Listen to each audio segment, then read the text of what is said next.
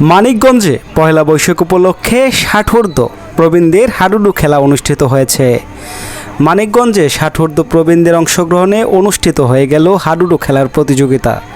পহেলা বৈশাখ উপলক্ষে মানিকগঞ্জের সদর উপজেলার জগরি ইউনিয়নের বটতলা গ্রামের বটতলা ঐক্য যুব পরিষদের আয়োজনে এই প্রতিযোগিতা অনুষ্ঠিত হয়। হাডুডু খেলা দেখতে ভিড় জমান শত শত মানুষ। ব্যতিক্রমী এই হাডুডু খেলা দেখে তাদের অনুভূতি অন্যরকম। শুক্রবার 18 এপ্রিল বিকালে প্রতিযোগিতা উপলক্ষে সেখানে বসেছিল গ্রামীণ মেলা। এই প্রতিযোগিতায় অংশগ্রহণ করে সাদা ও হলুদ দল। প্রতিযোগিতা হয় দুই দলের মধ্যে, তবে সাদা দল 3 গেম নিয়ে বিজয়ী হয়। আপনাদের দোয়ার ধন্য। আর আমার 65 বছর বয়স, দীর্ঘ 40 বছর পর আবার ফিরা সাবেক খেলোয়াড় হিসাবে আমি অনেক সুনাম অর্জন করেছি।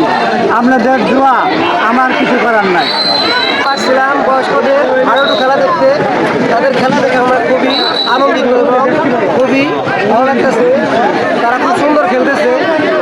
তাদের খেলা দেখে আমরা খুব আনন্দিত। সুন্দর লাগছে, আনন্দ লাগছে। আসলে এটা তো আমাদের বাংলাদেশের জাতীয় খেলা সবাই জানি এবং প্রাপ্ত। তো সেই পরিপ্রেক্ষিতে আমরা এখনকার যে যুব সমাজ আছি, আমরা যুব সমাজ বিভিন্ন জায়গায় যে খেলতে পারি বা খেলার সুযোগ পাই।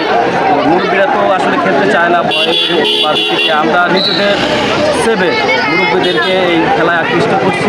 এই কারণেই সবার মুরব্বীদেরকে যেন একটু আনন্দ দিতে পারি এবং তাদের সাথে আমরাও আনন্দ দিতে পারি। এই জন্যই মূলত আমাদেরকে এই খেলাটা। হ্যাঁ, আমাদের অনুভূতি অনেক ভালো। বয়স্করা খেলছে, আমরা দেখছি, আমাদের অনেক খুশি লাগছে।